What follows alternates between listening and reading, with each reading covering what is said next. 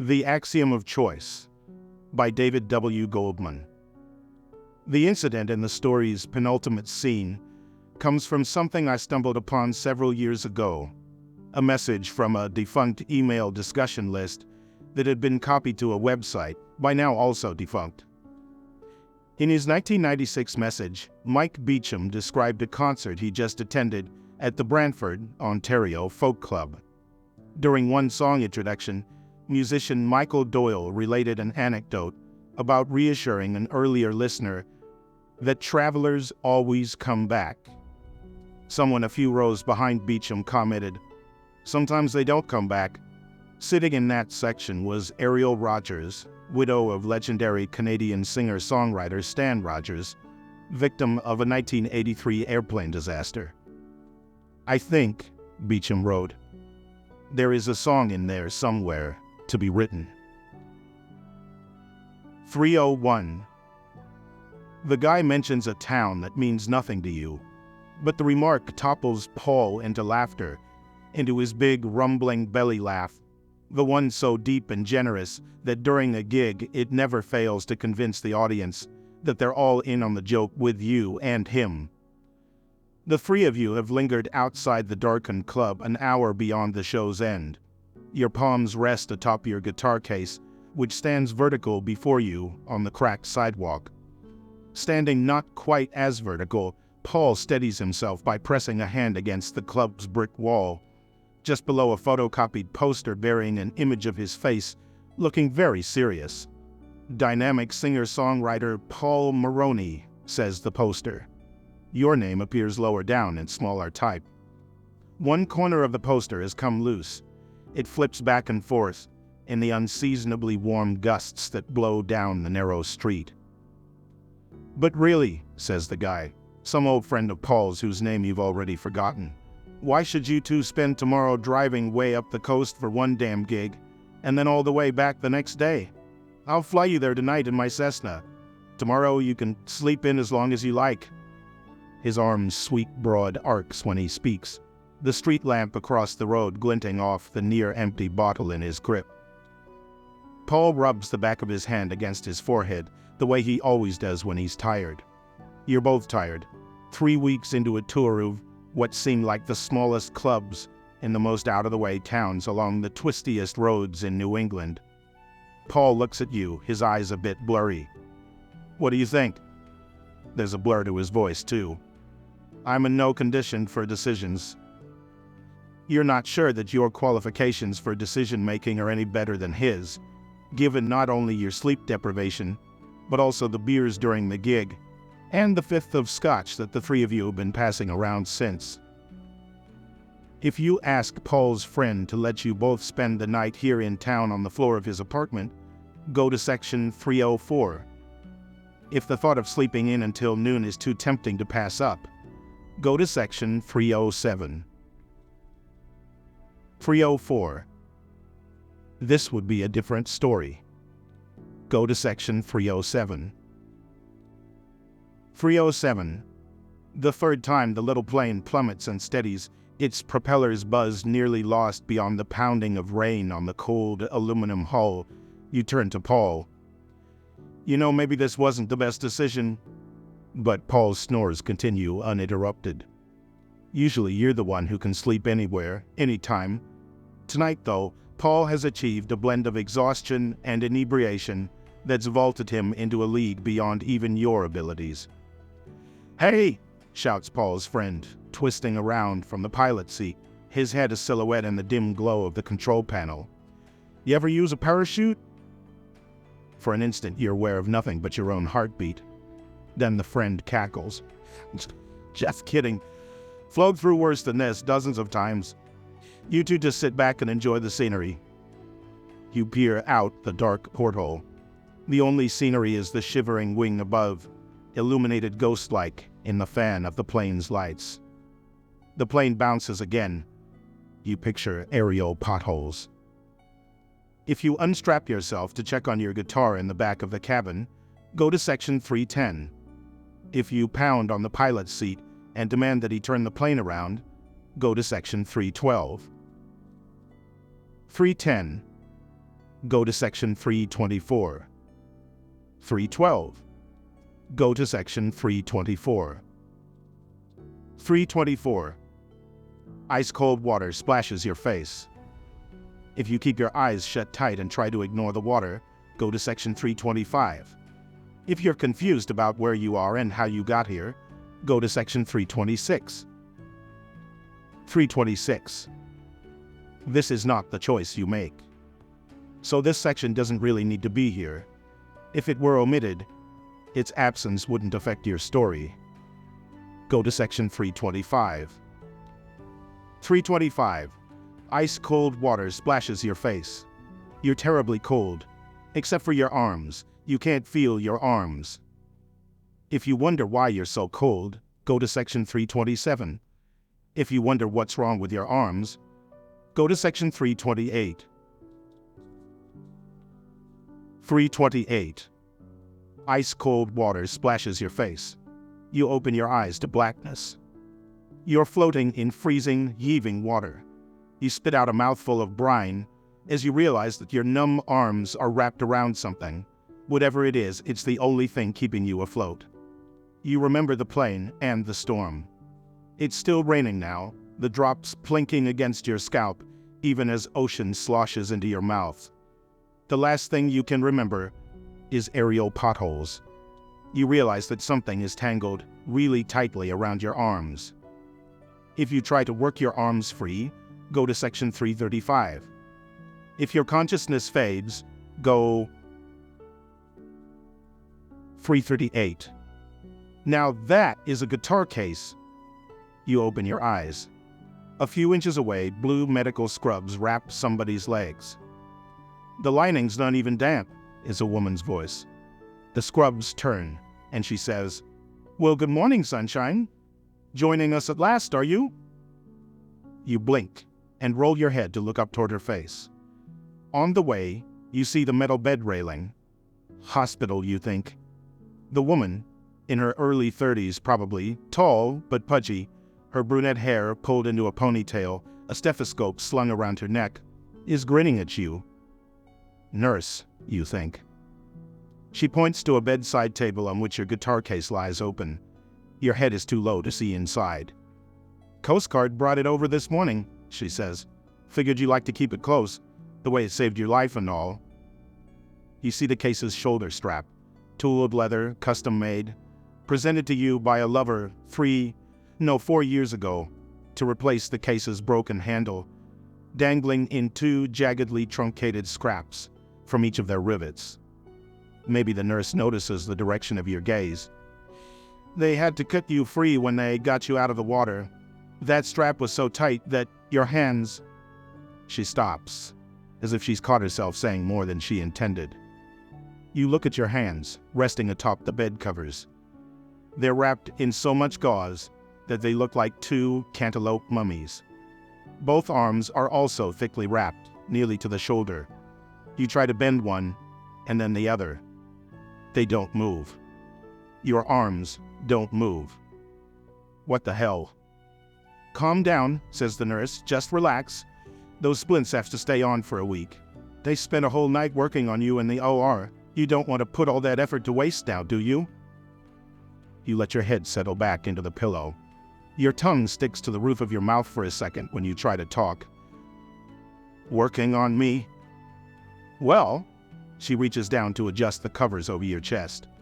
"Your hands got really banged up in the crash, and you were hypothermic, of course. And then that strap got tangled around your arms, choking off the circulation. So they had to, what? Restore the circulation?" For a second she doesn't answer. She reaches up and pulls her ponytail over her shoulder, and then slowly runs her finger through its end. "Yes," she says. "That's right." A brunette curl wraps around her finger. "Also..." She straightens and takes a step away. "I should tell the doctors that you're awake. They'll give you a full report." If you insist that she stop and tell you everything right now, go to section 341. If you wait to hear what the doctors have to say, go to section 344. 341. Well, she says, your right hand is going to be fine, except that they had to amputate the end of your pinky finger. Just the last joint. It takes you a moment to understand that word. Amputate. But, okay, just the pinky. You don't need that one to hold a pick. Not even finger picks, so that's okay. You'll still be able to play, no problem. If that makes you think of Paul, and you ask how he's doing, go to section 350. If you realize that the nurse hasn't said anything about Paul, nor the other guy, and you guess what her omissions must imply, and you recall that it was you who decided that flying would be the right choice, go to section 356. 356. Okay, you say. Your voice is louder than it needs to be, and you speak quickly, as if you're drowning out some other voice. And my left hand? Her finger tightens in her ponytail. You're right-handed, aren't you? You nod. You're busy trying to not think, so you don't wonder why she asks that. There was more damage to your left hand. I'm afraid they couldn't save all the fingers. She has freckles across both cheeks. You hadn't noticed that before. Her eyes are green, like the eyes of the cat you had as a kid. You still have your thumb, though, and your middle finger should be fine, so you'll... If you think about Django Reinhardt, the gypsy guitarist renowned for his prowess despite half his left hand being crippled by a fire, go to section 362. If the only thing you can think about is how, just the other night, your biggest priority had been sleeping in until noon, go to section 373. 373. You stay in the hospital for 3 weeks. There's a lot of pain, and 2 more surgeries. You don't have insurance, of course, but the hospital's social worker says that they'll work out a payment plan for you. You meet her eyes when she says that. After a second, she looks away. This afternoon, a therapist is making you squeeze a rubber ball with your left hand, but you keep dropping it. Each time he picks up the ball, without speaking, and puts it back into your hand. The two of you repeat this cycle for 5 minutes, glaring at each other. Somebody punches you on the shoulder. Ow, you say. It's your nurse, the one with the freckles. You didn't notice her entrance. Get out, she says to the therapist. Her eyes, though, are locked on your face. Look at your hand, she tells you. What? It's why you can't hold the ball. You never look at what you're doing. Fuck you, you say, and you turn away. So you aren't watching when she reaches out and grabs your left wrist. Hey. She's stronger than you, despite your panic. She yanks up the hand and holds it before your face. Look at it. Her other hand clamps onto your head, so you can't twist away. So you do it. You look at the hand. At the intact but twisted middle finger. At the half forefinger, wriggling like a decapitated worm. At the puckered stumps, at the hand's outer edge. All right, you shout at her. I'm looking, now let go. No, she replies. You're looking at this messed up thing I'm holding. Now. And suddenly you realize that her voice this whole time has been surprisingly gentle. Almost a whisper. Look at your hand. It's not some immediate magical thing, but after a few seconds you notice the thumb. And yes, it's your thumb, exactly the same as it's always been. And that's your palm, with all its familiar lines and creases, including the scar from when you fell onto a rock as a kid, and the fingers, the parts that are still there. Those are yours too. You lift your other hand, and she releases her hold as you press your 2 palms together. You turn them back and forth, studying what's there, what's not. If, for the first time since the crash, you start crying, go to section 378. If she's brought back a memory from your college philosophy class, go to section 125. 125. The professor is roaming the aisles between desks, as he always does, speaking about determinism and free will. You try to pay attention, but you were up all night at a party, jamming some blues with a hot piano player and a lukewarm fiddler, while everybody else drifted home or fell asleep in the corners. Now the only things keeping you awake are the cup of dorm coffee you swallowed on the way to class and the good-looking redhead 2 rows down across the aisle. Somebody punches you in the shoulder. "Ow," you say. The professor stands beside you, massaging his fist. "What's wrong?" he asks. "You punched me. Why did you do that?" He looks confused. "What do you mean?" "Oh, my fist." He studies it. "Well, my fist has free will. It hit you for no reason." "What?" You know that you've fallen into one of his philosophical dialogues, but you're pissed. Your fist doesn't have its own free will. It does what you decide. "Yes, I suppose that's true." He draws out the moment, as if you've just given him something novel to consider. "Well, I have free will. I punched you for no reason." You notice the redhead watching you. You say, "People don't do things for no reason." You endorse determinism, then. The claim that everything that happens is predetermined by what's happened before. So I punched you because, say, I wanted to get your attention. And I wanted to get your attention because you were nodding off. And you were nodding off because, well, I suppose that's none of my business, is it? Your classmates snicker, except the redhead, who smiles and raises an eyebrow. "But," continues the professor, "don't I have free will? Can't I make unpredictable decisions regardless of what's come before?" You're about to speak when you have a sudden insight. If you think you can see how free will and determinism can coexist, how their apparent conflict is merely superficial, go to section 132. If it strikes you that philosophy is bullshit, and after lunch you drop this course, and then pretty soon you decide to drop the whole university and become a professional musician, go to section 390. 390. You spend 2 more weeks in the hospital. The nurses explain about changing the bandages. The therapist gives you exercises to do, and a rubber ball. When you're discharged, you try to leave your guitar behind, but the nurse with the freckles makes you take it. You drive, of course you can drive, you're right-handed, to Paul's memorial service.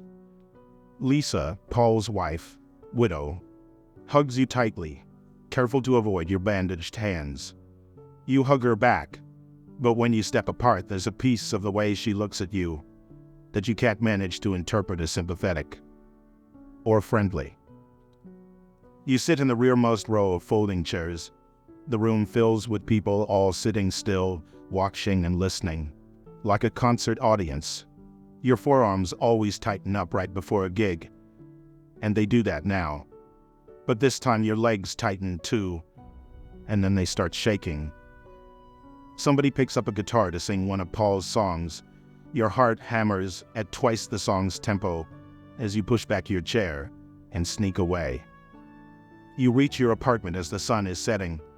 You lean the guitar case against the usual bookshelf. You're relieved to finally collapse into your own couch, surrounded by your comfortably familiar clutter. Then, after a few minutes, you take a closer look at your familiar clutter. CDs, sheet music, guitar player, and dirty linen magazines, scattered pics, broken strings. The apartment doesn't feel so comfortable now. You stare a while at the telephone, but all your friends are musicians. You don't want to watch them as they try to say the right thing, as they try to not look at your hands. If, despite all that, you do phone one of them, one of your oldest friends, go to section 402.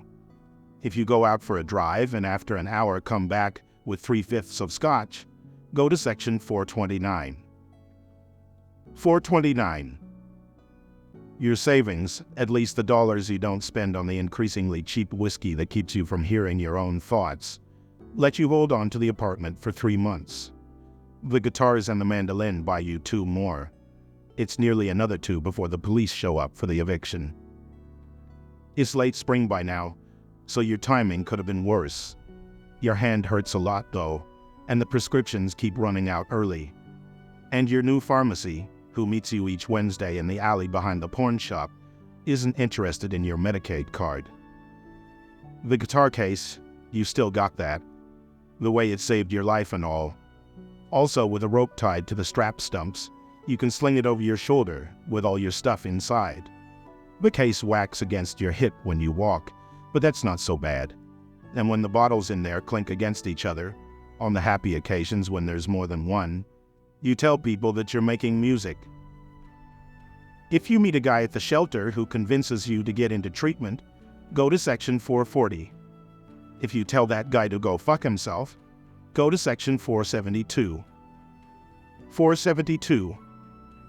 You should somehow have gotten yourself down south someplace before the winter arrived. Last night some asshole stole your shopping cart while you slept. So now your only possession that you're not wearing is the crappy cardboard sign asking people to help a vet. It's pretty obvious that not everybody buys that when they first glance at you. But you always hold the sign with your left hand showing good and plain, and then nobody asks anything. This afternoon you kind of lost track of the time, and when you finally got to the shelter it was full. So now you're heading toward the bridge by the river, where at least you'll be out of the wind. You must have turned the wrong way though, because you're walking along right next to the frozen river. You look up, and then around, and finally you find the bridge, way the hell behind you. As you turn, your foot slides onto the ice, which isn't as thick as it looked. You yank it out quick though, and it doesn't feel wet. Of course, both your feet were already kind of numb. If you think you can still make it to the bridge, go to section 476. If the idea of just lying down right here and sleeping in until noon is too tempting to pass up, go to section 491. 491. You wake to noise and light. Your chest hurts. You squint against the glare and lift your head just enough to see that some asshole has stolen both your goddamn coats and all your shirts and left you lying here covered in just a sheet like a corpse. You try to grab the railings and sit up, but your wrists are tangled in some straps and your arms don't move. "Hey!" you yell. "Hey! Hey!" Somebody grabs your shoulder. Red hospital scrubs. Nurse, you think. Both of your shoulders get shoved down against the mattress. Your nurse says, "Take it easy." "My case," you demand. "Where's my case?" You twist around to see her freckles, but she's up behind your head too far. "We've got your case, don't worry." Of course you're not worried. "The Coast Guard," you explain to her. "Sure," she says. "Take it easy." Damn, she's not even listening to you. "The Coast Guard," you repeat. "They're supposed to bring my case." If you keep trying to get through to her until a warmth slides up inside your arm and then you feel sleepy, go to section 501. If you shut up for a minute and look around and realize that you're not where you thought you were, and then you quietly ask the nurse if maybe you can stay here a few days and get some help, go to section 525. 501. You're sitting in a plastic chair, in a circle of people sitting in plastic chairs, in a bright hospital room with pale blue walls. There's a TV mounted high on one of the walls, but it's off right now. "All right," says the guy in one of the chairs. He's the only one wearing shoes. Not these little socks with rough patches on their soles, at least if you put them on right. The guy says, "The past couple of days here in group we've been talking about what? Choices, right? Choices. Now I've got something I want you to try. I'm going to shut up for the next 10 minutes. And for that 10 minutes, I invite each of you to think about the thing I'm about to explain. And each of you, you need to shut up too, or else it's not fair to the others. Okay?" He waits until everybody, including you, says okay, or at least nods. "All right, so here's the thing. We've all had moments in our lives when we were faced with a choice, and we made our decision. And that choice set our life down a certain path. And one thing led to another, and finally, well, here we all are." He looks around the circle, his gaze pausing on each person. When he looks at you, you stare right back at him, and he gives you this little smile he does sometimes. Then he finishes looking around the circle, and then he shakes his head and says, "Here we all fucking are." Everybody chuckles. This guy is all right. He's told you that his drug of choice, back when he wasn't the one wearing shoes to group, was meth. Normally you can't stand tweakers. But he's all right. "So," he says, "here's what we're gonna do for the next 10 minutes. Each of us is gonna think back to some choice we once made, some decision that at the time made sense, but that ever since we've wished we could do over. All right? Now I invite you to sit here and take yourself, in your head, back to that moment. But this time, you get to do it over. This time, you make a different choice. And for the next 10 minutes, maybe close your eyes if you like. For the next 10 minutes, you get to watch how your life goes, step by step by step, after this different choice. Just follow it out slow and easy, okay? All right? Give it its fair chance. All right, here we go. I'm shutting up now for 10 minutes. You look around the circle. Most of the others are doing the same. A few have closed their eyes. What the hell? You close your eyes. If you ask Paul's friend to let you both spend the night on the floor of his apartment, go to section 304. If that strikes you as too obvious, too predictable, and instead you're curious about how free will and determinism can coexist, go to section 132. 132. You pick an empty table and set down your tray, still thinking about your dialogue with the professor. As you're taking the second bite from your burger, the redhead from class sits down opposite you. "Hi," says the redhead. "I'm Carrie." You never finish the burger. The two of you talk about how free will differs from unpredictability, how predetermination doesn't equate to constraint, how fists can't have free will because they don't have brains, but how brains are overrated. Carrie is a year ahead of you, a junior, and a math major. Carrie's the one who introduced the term equate into your conversation. You try not to be obvious about letting your gaze wander over what you can see of Carrie's body. You'd like to see more. Then Carrie makes a stupid claim about the contrast Boethius drew between fatalism and divine omniscience. If you steer the conversation back to the part about how brains are overrated, go to section 138. If you get frustrated as you keep trying to explain why Carrie's claim is stupid, go to section 155. 138. You and Carrie have been spending all your evenings together at the library, and afterward at the Rathskeller, or just wandering campus talking, but so far things haven't gotten past holding hands and kissing. Pretty intense kissing, true, but come on. Apparently math majors are shy. Tonight, though, the two of you are rolling around on your bed, and many items of clothing have been removed.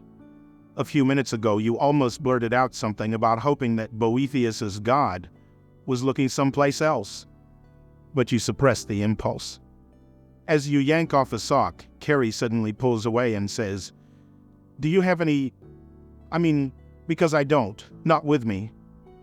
You don't either, but right at this instant, you're not really up for a philosophical dialogue. "I'll get some tomorrow," you say, and you reach for Carrie's shoulder.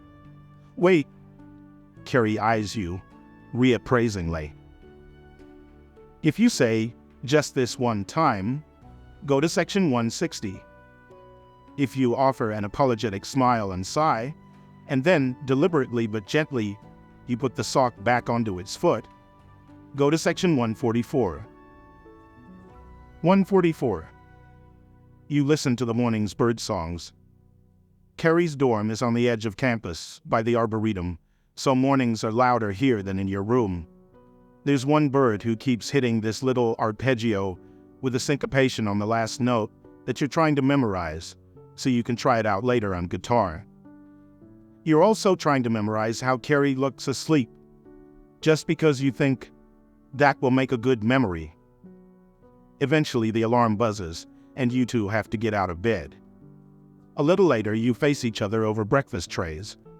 The first time you shared breakfast, you discovered that you both like oatmeal, with raisins, and definitely no brown sugar, and that neither of you can stand breakfast sausage. Carrie asks, "Figure it out yet?" You've been teaching Carrie some basic music theory, and in return, you're learning about set theory. Last night, Carrie gave you a challenge. Suppose you're given some arbitrary sets. It doesn't matter how many or what's in them. Maybe one contains all the even numbers, while another contains red fire trucks, and a third includes the contents of your pants pockets on the morning of your 14th birthday. Whatever.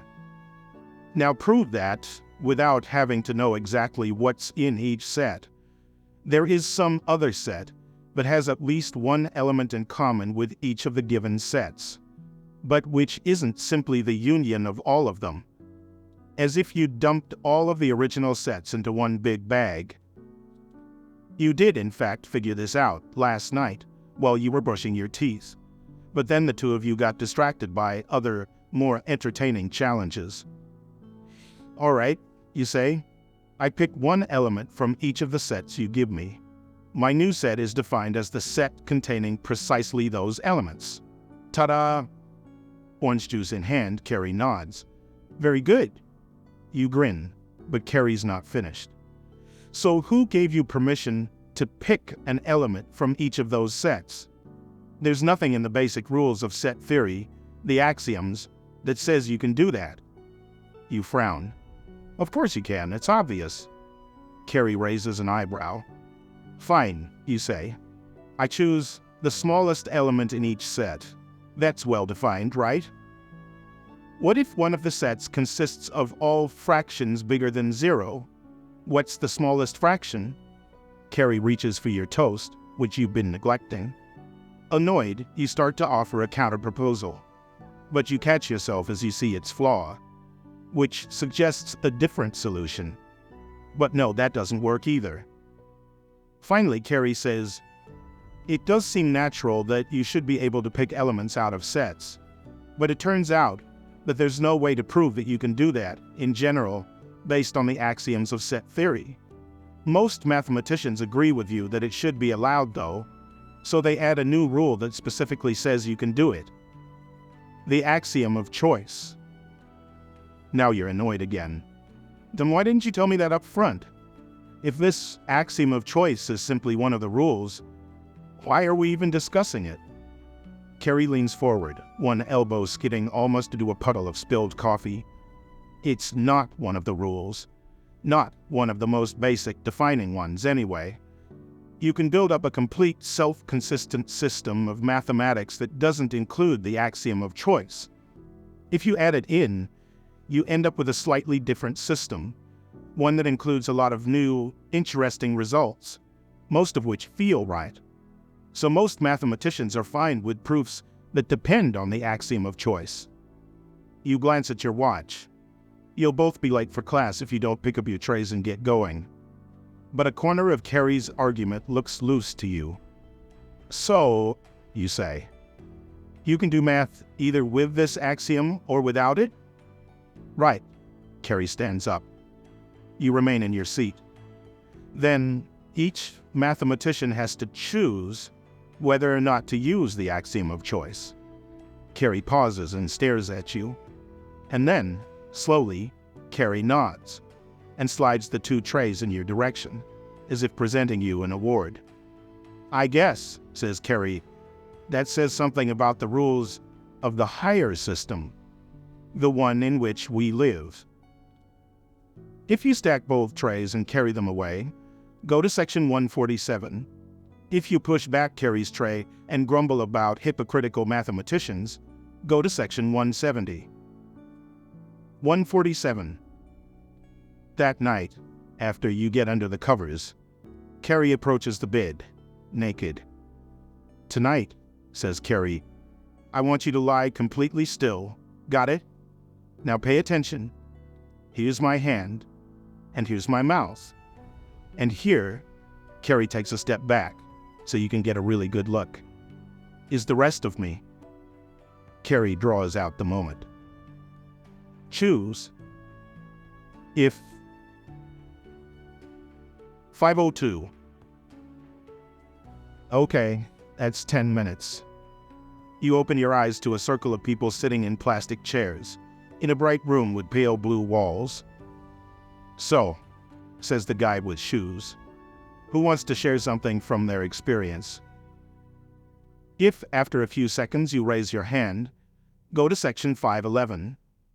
If it strikes you that group is bullshit, go to section 550. 550.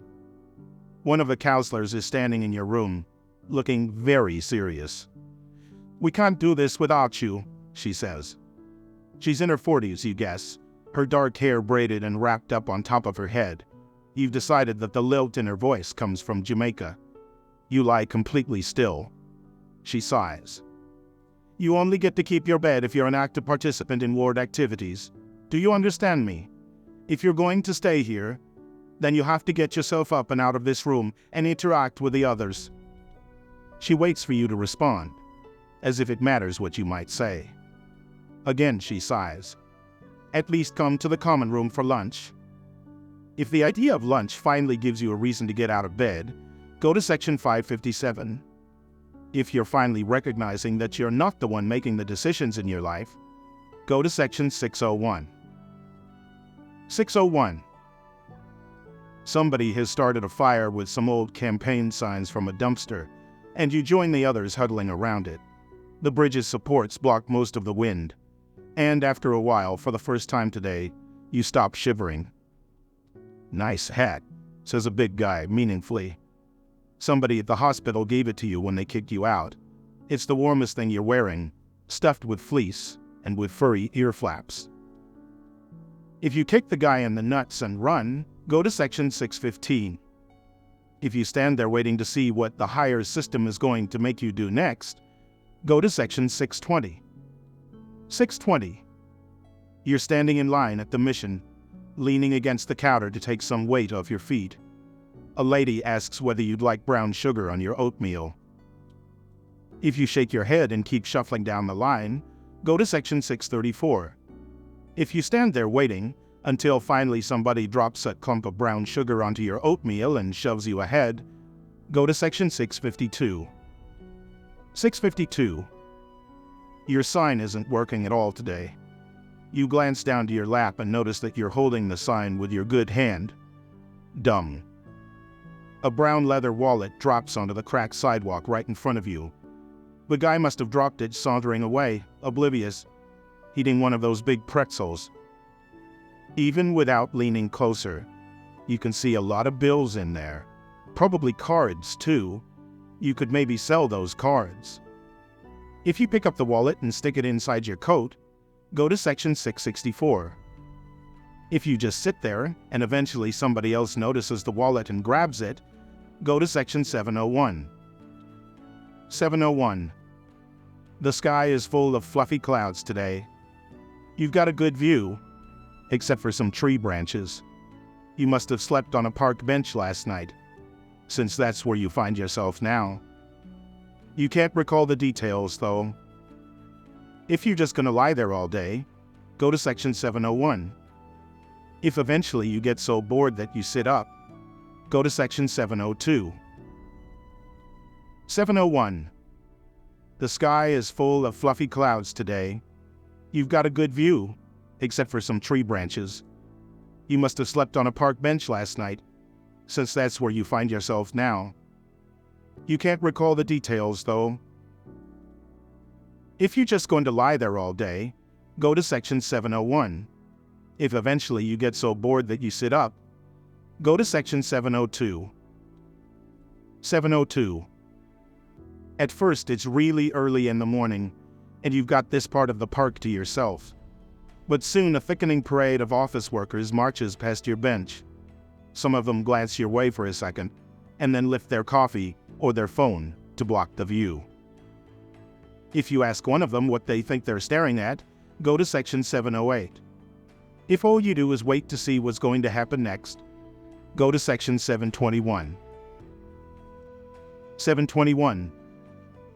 There aren't as many office workers now, but between the kids and the joggers and the drunks, there's still a sort of parade. If you lie back down on the bench, Go to section 724. If your fist punches somebody in the shoulder for no reason, go to section 801. 801. Ow, says the woman who had just sat herself beside you on the bench. What was that for? You staring at your fist. No reason, you say. Yeah? She squints at you for a few seconds. Then she punches your arm. Pretty hard, actually. Hey. So, she says, if you're done with that, I have a proposition for you.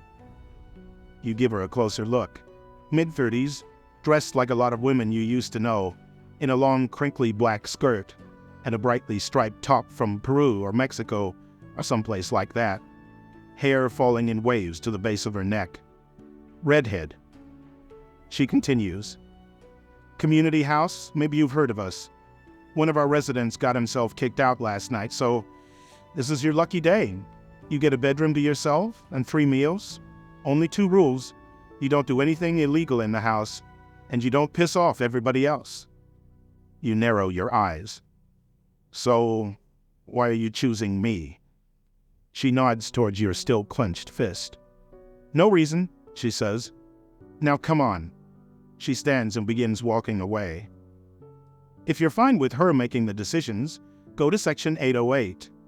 If you lie back down on the bench, go to section 815. 808.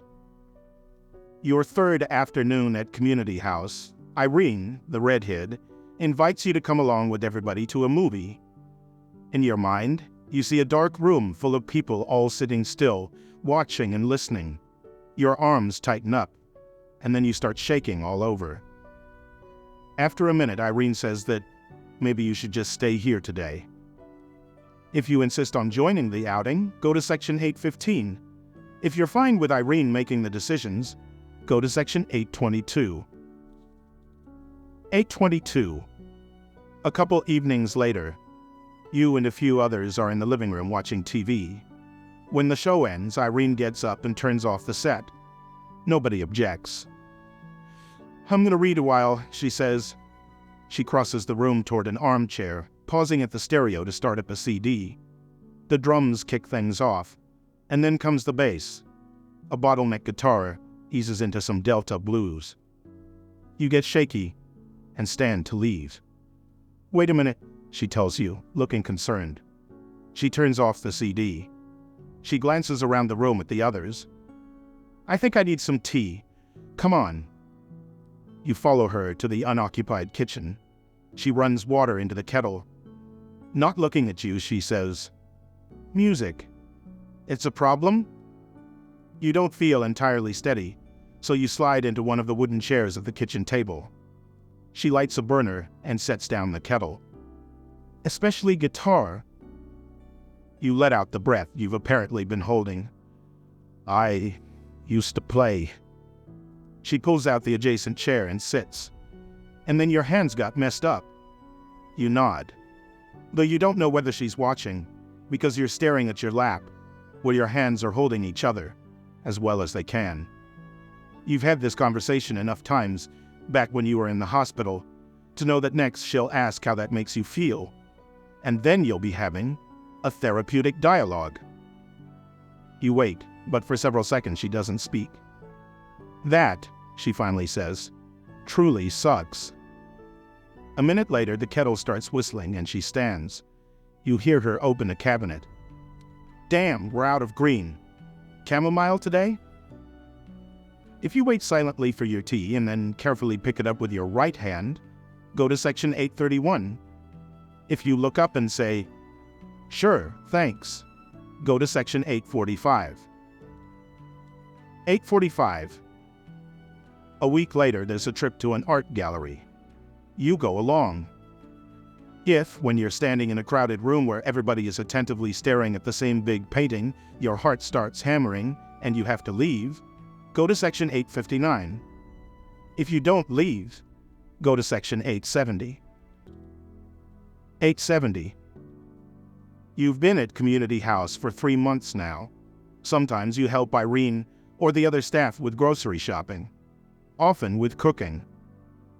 Lately, you've been able to sit still while CDs play, and a few nights ago you realized that your right hand was finger-picking along with an old Rycooter track. Though at that realization, you did have to leave the room, and for a couple of hours it felt like all the fingers you don't have anymore were spasming in boiling water. But what surprises you the most, what truly astounds you, is that some of the other residents lately have been asking if they can talk with you, have been asking your opinions about their stuff, as if it matters what you say. This afternoon, you're sitting at the kitchen table with Irene, stuffing fundraising envelopes. The sun is warm on the back of your neck. Through a screen, birds arpeggiate. "I'm going to a concert next week," she says. "Some Canadian folk singer." She positions a stamp at an envelope's corner, presses it down with her thumb. "Come with me?" "Sure," you say. "Thanks." If you lift a fundraising letter from the pile and fold it precisely into thirds, giving the task absolutely all your attention and thinking hard about nothing else at all, go to section 884. If there's no way you're going to let her drag you to that concert, go to section 896. 896. Could be worse, you think, sitting in the darkened room. The guy's guitar playing is rudimentary, but his lyrics actually make sense. And he's got an interesting, gravelly voice that he keeps sending out on surprising trajectories. It twists and soars, until sooner or later, it always ends up crashing back home. Irene is working her usual nonchalance, but you've noticed her glancing your way every minute or two. You consider telling her that she can relax, that you're doing fine. Then you feel the singer's diminished chord echoed on your left hand's own phantom fretboard, and you think maybe you'd better wait a bit and see what develops. Now he's introducing his next song, explaining that it's about a man sailing away on a long expedition, leaving the woman he loves to await his return. "Couple months ago," he says, "a guy came backstage after a show looking really sad, and he told me how his girlfriend was about to leave for Europe for a year, so he had to ask me about the traveler in my song. Did he come back? And I told him, of course he came back. This isn't a blues song." He seemed reassured. Everybody chuckles. Then, just as he leans forward and is about to start playing, you hear a soft voice. "Sometimes they don't come back." 2 rows behind you sits a woman, whose face you can't quite make out in the darkness. You can't be sure the comment came from her, but you think it's Lisa Maroney, Paul's wife, widow. If you sink down into your seat and hope that Lisa doesn't recognize you, go to section 898. If you sit up and try to pay attention to the singer, figuring that somehow you owe that to Paul, go to section 901. 901. You're sitting on the curb outside the club, watching cars and pedestrians. 2 songs after the break, you told Irene that you needed some air, but that she should stay for the final few tunes. After considering you for a few seconds, she nodded.